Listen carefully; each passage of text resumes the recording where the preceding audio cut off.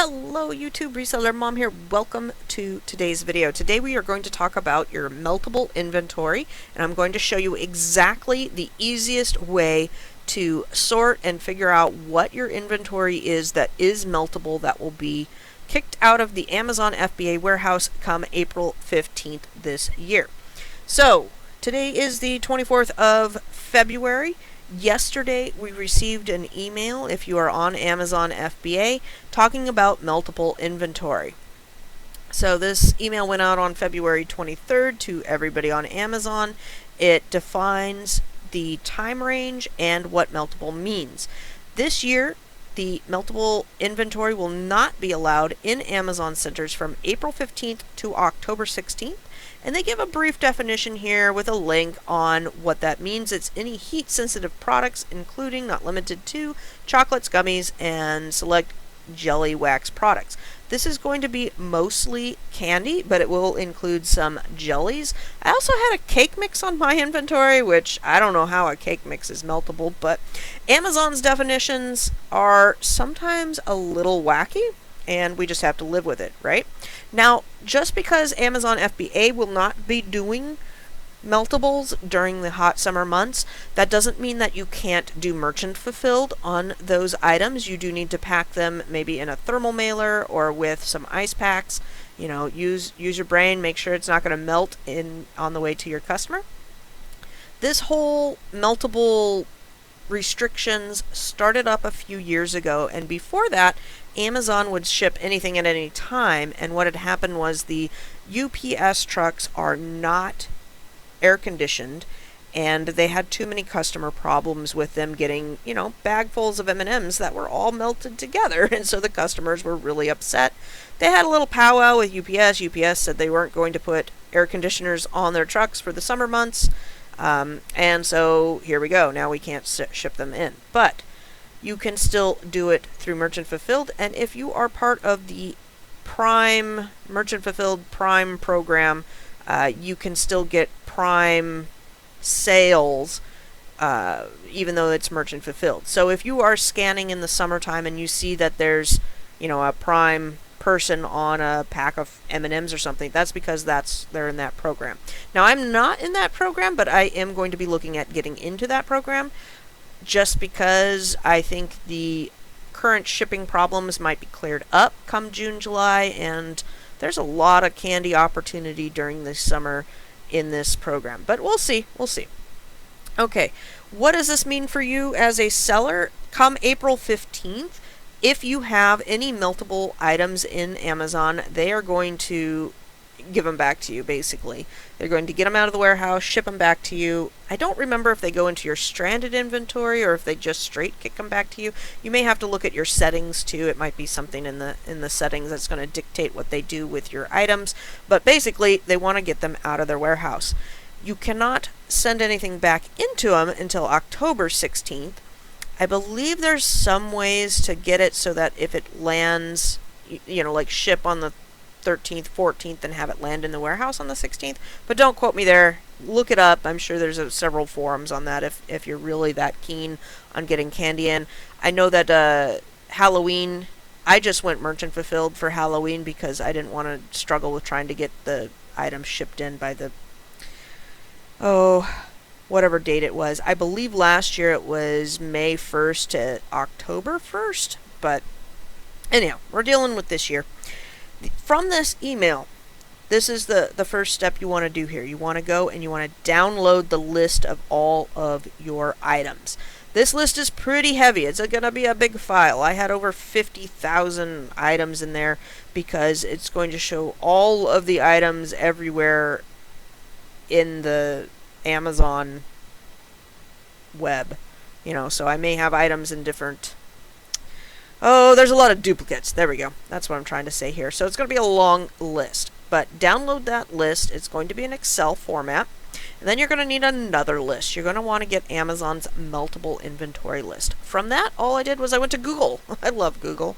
Type in Amazon, how to get a meltable list, and it's the first link right here. You've got to be signed in to download this list of meltable ASINs, and just click right here and you get brought up into this page. If you want the long version of the link, it's down there at the bottom. I just type in and go from there. That's how I'd go. It's got some more information here. Sometimes on the bottles of, we'll say like bottles of vitamins, it's going to say store between temperatures, I don't know, whatever, 55 degrees Fahrenheit to 65 degrees Fahrenheit, and so you'll know that it's going to be a meltable. However, like, some things are pretty common sense. Chocolates are going to be meltable, but some things you're kind of on the cusp of knowing. So you want to go download Meltable ASIN's Excel file and keep that handy. I'm going to throw mine in a Google Sheet, so if I'm outsourcing and there's any like inclination that it could be meltable, I can go look up the ASIN and decide, see if it's going to be meltable or not. Until, let me clarify that. Between now and April 15th, I will need to go through this Excel sheet and see if it's going to be a meltable ASIN. But after April 15th, if you are scanning with the Amazon Seller app, it will flag it that it's meltable there. So you will have that notification there. But not until April 15th. So I wish they would put it in there earlier. Alright, you have now downloaded your meltable item list, and you have downloaded Amazon's meltable ASINs list. It looks like this when you download it, so you can sit here and scroll through, and that's just what the list looks like when you go to download it. And then you're going to put your data together. This is the part that is not too hard.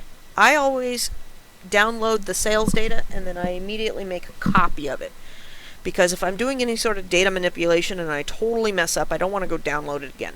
Ask me how I know that one.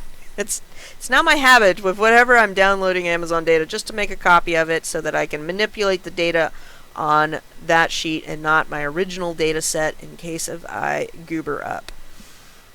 Then I have Amazon's Meltable ASINs as my third tab, and then the last tab is going to be the data that we need to mess with. So I pull the column that says ASIN for all my ASINs, and I pull the ASIN column from the Meltable ASINs, which was this one. I'm just going to copy this column, paste it into column B on this fourth tab, copy my ASINs, and copy that into the first column on this last tab. So then I've got two ASIN lists, one of my ASINs, one of Amazon's ASINs.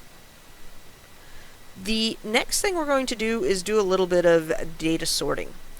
Highlight column A, and you're going to want to remove the duplicates. When you pull this data, you've got a lot of duplicate ASINs in there, and it may make your head swim a little bit, but that's okay. Just highlight column A, hit remove duplicates, and you'll get rid of all the duplicate ASINs in there. Second thing we're going to do here is we're going to highlight both column A and column B, and we're going to hit let's see here, where is it? Conditional formatting, which was, I believe it's up on the if you go to home, so we were at data for the first part to remove duplicates. Now we're going to do some conditional formatting, so highlight A and B, hit home, and then hit conditional formatting, highlight cells rules, all the way down here, duplicate values. Once you hit that, it's going to bring up this little box right here, and I just left it at default. Duplicate, light red fill with dark red text. I don't know, I guess you could do other things. It doesn't matter if it's red or green or whatnot for purposes of this sorting. And I just hit OK, and you can see here now all I have is red text. So I've already done that, and I have all of the items now that are going to be matching up with the multiple ASINs. Okay, the next thing we're going to do, it's going to be all the red plus all the unread. Now we want to get rid of the unread. All the red is going to be meltable items. All the ones that did not get highlighted are not going to be red, so we want to get rid of those. We are going to go to Filter. We're back on the Data tab. Filter. And then, select A and B, then hit Filter. Then you're going to select the ASIN and filter by color. You can pick either one of these. I just had filter by font color of the red, and all of the red is showing up. None of the ones that were not meltable are not showing up now. So there you go. Now I had, oh, also if you hover over the A column and you look in the bottom right hand side, just like Excel, I'm sorry, just like Google Sheets as well. You could do this in Google Sheets as well. Count is 32. Now if I take 32 and I subtract the first one because it just says ASIN, I have 31 Meltable ASINs in inventory right now. From that, outside of this video, I went ahead and took each ASIN, there's only 31 of them, copied them, put them into Amazon inventory, whatever, looked it up to see what it is, and I went ahead and copied the title and put it in column C so that I can go through and look at these a little bit more fine-tuned, maybe tomorrow. It's getting towards the end of the day today. I don't think I'm going to mess with this anymore. But copied all the titles over. Most of them I will go through and delete out of my inventory. Some of them I know I have inventory for Easter that I'll want to keep track of for the next, I don't know, couple of weeks. Easter's what, April 4th this year? So keep track of, and just, that's what I did. I went through and I added the names in today as well.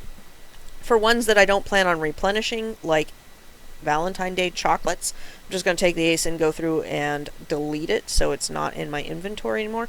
I do like to delete any inventory that I'm not going to replenish anytime soon, and just get that done. But this is pretty much it. This is how you see what your Meltable inventory is. You know, you're gonna get the 2 sets of data and then make it so that you can read it and just get it down to the 31 we need by first removing the duplicates, then doing the conditional formatting, and then filtering out anything that was not in the conditional formatting. That's it. It was so... Once I did it and I walked through it, it was so easy, but I had never done the conditional formatting before, and I didn't know you could filter by color here. So those 2 or I don't know if they're skills necessarily. I feel like I ought to put them on my resume, right? But I feel so much more confident, and I am so happy that I was able to look through those. And now that I've done it once, it will be easy to do again. And those, you know, Amazon has a lot of data, so knowing those couple of things on how to sort the data will be useful in the future, I am sure. If you liked this video, give me a thumbs up. Feel free to subscribe if you want to see more, and hit the bell notification if you want to be notified when something goes live. Thank you very much for joining me, and I hope you guys all have a great day and get your Meltable inventory taken care of.